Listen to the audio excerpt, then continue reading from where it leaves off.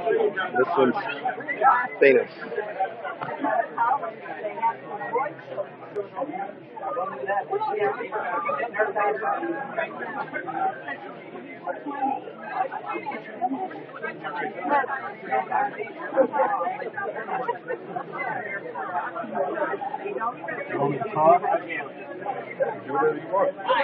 One, I'll do what I want. Help me to do what I want. I'll do what I want. But, you know, it's funny because some people are like, oh, you're just, don't worry about it. I just assume that if you're in a videotape, maybe you want to hear something, but the other thing is, I always say that before I hear or see one of these, because I hate the sound of my voice. Like, it's like, I don't know what you hear. I'm assuming you hear what is on the videotape, Right. but I hear something like, what you got my mouth sound okay to me. That's how it is in general. Yeah, that's how I You can hear it. I feel the same way. Over here, so our voice is coming Yeah, here exactly. back. And when I hear my voice recorded, it sounds different. I hate it. That's me.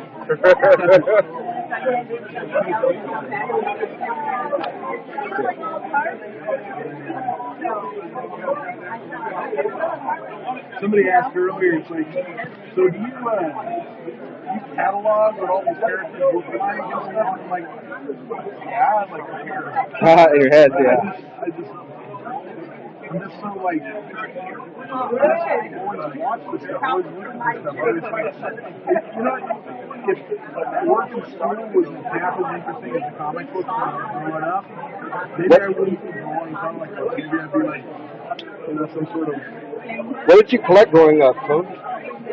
Like comic books? Yeah, comic books. One of my favorites was the Micronauts.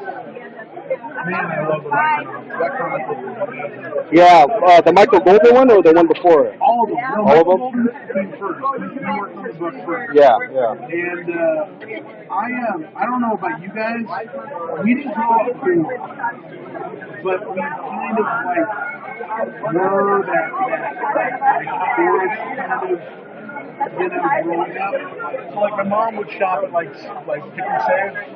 Oh, and get it off the newsstand? At Pick and Save, they would have like these 3-packs. Oh, yeah. It'd be 1, 2, 3, and then 4, 5, and 6. And then Micronauts would be the same way. They'd have 1, 2, and 3.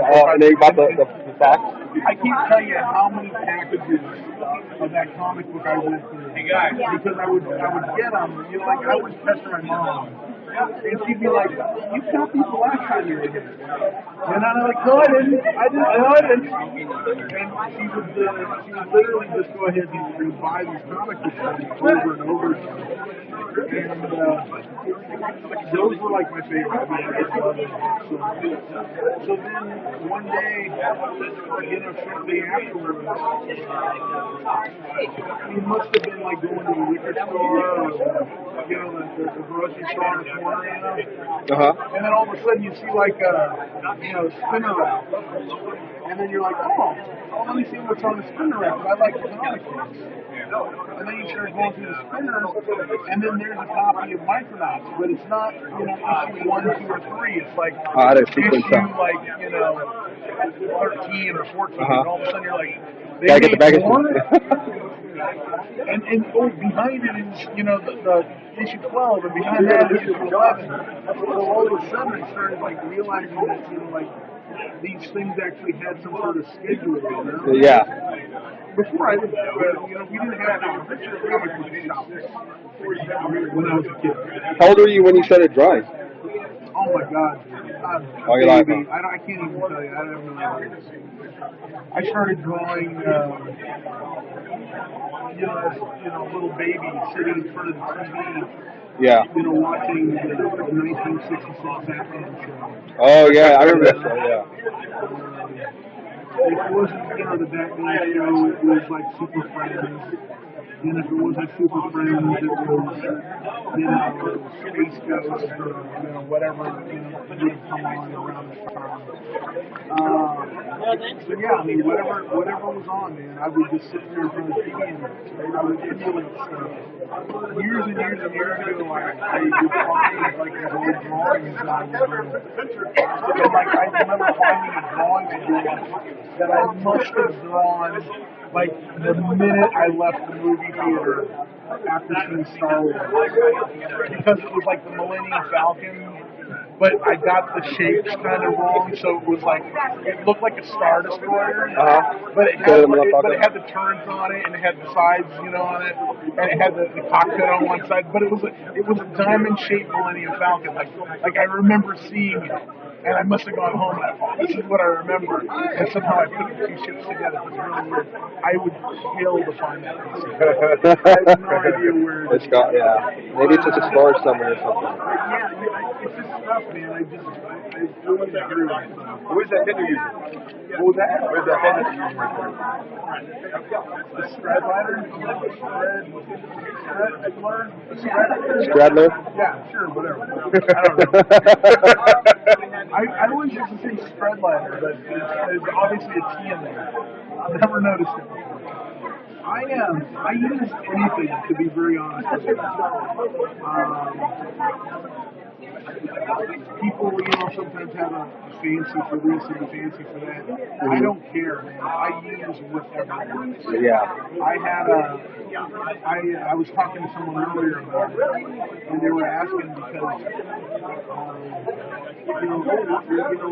What are you doing? How long have you been doing this? And he just started asking a lot of questions, and I kind of realized that, like, all the questions he was asking were these questions that I kind of clarified really early on in my career. It's like, I had a teacher, and his name was Mike Vosberg. So that was your, like, an art mentor? Yeah, I would have to say that. I mean, I was taking an annex class. I found something or somebody showed it to me, and it was, a comic book, like how to draw comic books class. Oh, wow, that's cool. Is that in high school, grade school? No, this is pathetic. This was way after high school. Oh, okay, like college? Well, no, I didn't go to college. When I got out of high school, I wanted to draw comics. I was taking art classes in school, but they didn't teach like this kind of stuff when I was a kid. So there wasn't classes in art school about comics too. If you went to art school, you went to art school and become a designer or advertising person, advertising artist. You're doing that kind of thing. Yeah. So what ended up happening is I spent all this time working this AP art class, and when it came time to graduate, they gave me a scholarship to Otis Parsons. And I feel like such a shit now, but I turned it down because I had a job lined up for me. I wanted a car. Doing what? Like what kind of work? I was cooking like I was a grill cook. I would have done anything if I had to have been a gardener. I would have done that. I mean, I just wanted a car, Yeah. Oh, I see. So I was working. So I was like, I can't go to school. And I was like, I'm not going to do this. I want a car. Yeah, yeah. So I went ahead and I did that. And what kind of car? What was your first car? My first car? The first car I bought was a Camaro, 1980. Oh, nice. Chevy Camaro. You still have it? That fucking thing. Oh, okay. Yeah, it was a Camaro. I really should have had, when you buy your first car, you don't want to hear it from anybody. You just know what you want, and you go out and you get it. And that's what happened. I went out, and my father had a friend who was selling a Ford GTE. Or LTD. LTD. I don't know if you know what an LTD is. I'm not sure about that. I could do it. Fucking dope. Yeah? It's almost like is it a coupe or it's a two-door, but it's like a Gran Torino. Oh, okay, I know what that is. It's a hot rod. Yeah. Like a sporty car. A big car. But like a road trip. But I didn't want that. I wanted my Camaro. Yeah. I bought this shitty Camaro. I should have bought that LTD. Oh my god. Bet you regretted it out. But you know what the other thing is? I probably would have killed myself in that LTD. Because it was, 444, horsepower and everything. It was a monster, and I had this job, and so I turned down this scholarship. And I really do regret it in a weird way, but it's one way and half to do with the other. Because I also have this really crazy feeling that if I would have stayed there, like in art school, I probably would have had like I wouldn't have started working. I wouldn't have gone out and figured stuff out. I wouldn't have gone out there and done it. I probably would have stayed in art school. And I probably would have like $30,000 of school loans at this point. Yeah, exactly. And I'm glad I don't. I mean, the debt I'm in now is stupid stuff that I put myself in. So I assure you, I had a lot more fun doing that than like going to school and. Owing people for that. Yeah. You're originally from SoCal, right? From the LA area? North Hollywood, California. North Hollywood? Yeah, those are my stomping grounds. You're still down there, right? And, Yeah.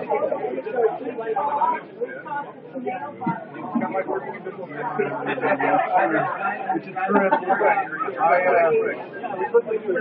I used to work with friends over at their house. They'd set up a room that was like our studio. And at some point I realized that the line was on the wall and I had to get out of there. yeah. So I went ahead and I just kind of like went back to the house, like the house that I lived in with my father.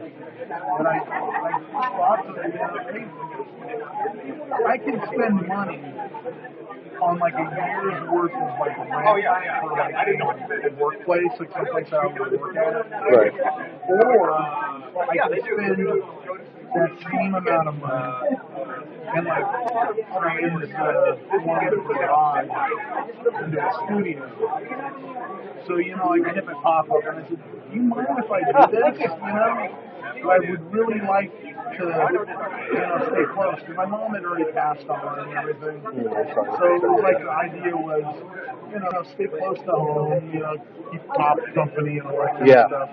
I could work there, everything would be, within, reach, And so, he went ahead and thought it was a good idea. So I had probably around $3,000 to play with. All saved up from working in. Yeah. You say saved up from working. I say saved up from not spending. It's like okay. Yeah, that does that too. I have money. It's like a two goes in one pocket and goes out the other. But yeah, we had this money sitting there, and so I hit him up and I said, I'd really like to do this. He said, sure. And I had a buddy who literally said one day, hey, that's what it was. I was doing okay for a little while, and I lent him some money. He was broke. Oh, your pops? A buddy of mine. Oh, your buddy was? And he was broke. And so he hit me up one day and he told me that he was broke. He didn't sit there and tell me he was money. He just told me he was broke. So I went ahead and I said, hey, Pop, my buddy over here is broke. I got money coming, but it's not here yet. Like I was working on something, so I went ahead. Can you lend me some money to lend to him so he can get on his feet? Because I was still home with my pop and stuff, And you're trying to be a good friend for your buddy. So he did. He lent me the money. I lent it to him. And so when it was all said and done, he just let me know. He said, look, if you ever need work at your house done, let me know. And whatever it is, I'll do it. And I'm like, oh, cool. Thinking I'll never bug him for it. Right. So one day I get this crazy idea to like work on the garage and turn it into a studio. Well, who do I go ahead and call? My buddy, because he was a builder. So that favor finally came in handy. I said, hey, I got a question for you. Remember that one time you said if I ever need anything? And he kind of like goes, yeah. And I said, let me tell you what I'm thinking. So I went ahead and I did. I ran the whole thing past him, told him what I was thinking about doing. And the dude didn't blink me. The dude just went ahead and showed up the next week. And first, before we even did that, when I said they show up for next week, that week was hell because I had to go into the garage and clean everything out of there. Everything that was in there. Oh, wow. Being in the house for 25, 30 years, there was a block, an engine block that one of my relatives